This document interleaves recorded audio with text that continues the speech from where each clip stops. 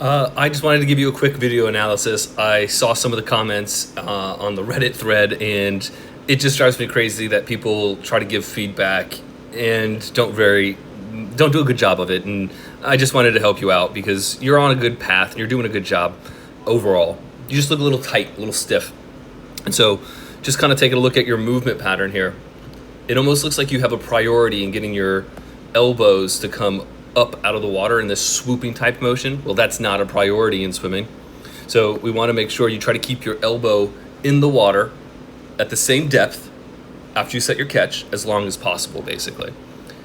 All right, so you kind of see your arm is coming way up. When you think about us when we swim, we're horizontal. We're essentially crawling, right? Hence the term front crawl.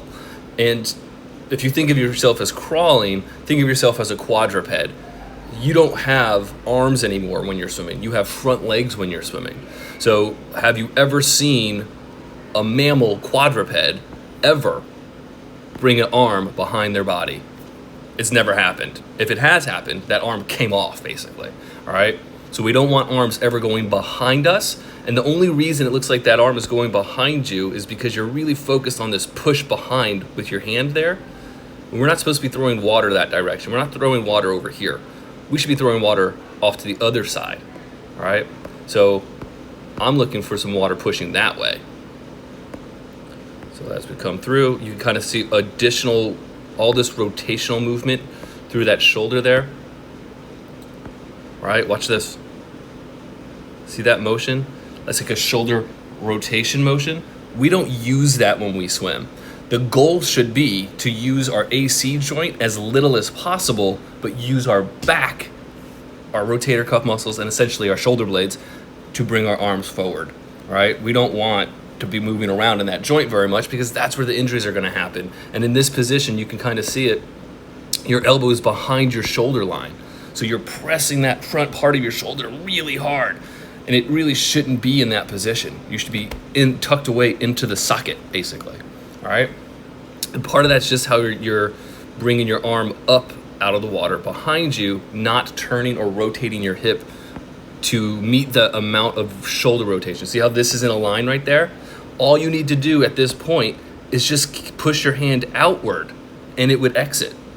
But instead, you focus on lifting up and backward. And that's where this issue is coming from. And some of the, I would say, loss of propulsion, basically.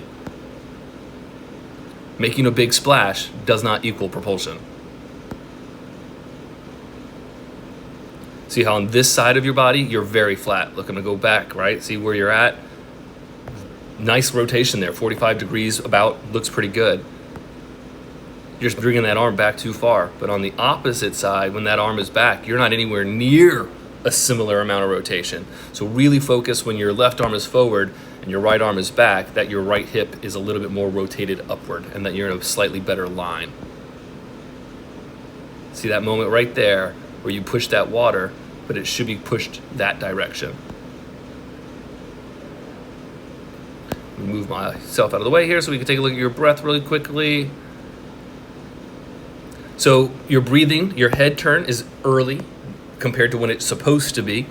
Your head should not turn until your hip hits the apex of its rotation. That's when your head would turn, but it's already turned, and because of that, it's elevated. It doesn't need to be that high, and you can see your mouth is in the water because the top of your head is high.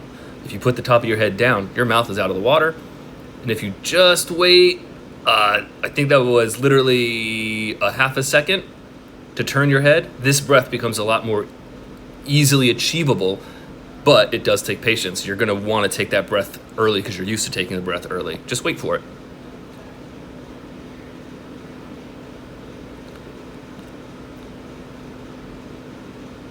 You can kind of see that your head is turned and your hip hasn't really turned all the way on that side either, and so you're pressing down through your mid-back, causing yourself to sink there. A part of the mid-back sinking is also your arm going behind you. No matter who you are, you stick an arm behind you, you automatically arch your back. It's just how we're built. So part of the reason why we don't want arms coming behind us, because we don't want to cause more drag. Reduction of drag is a priority in swimming. All right, I think that's a good enough analysis for now. I hope this was helpful.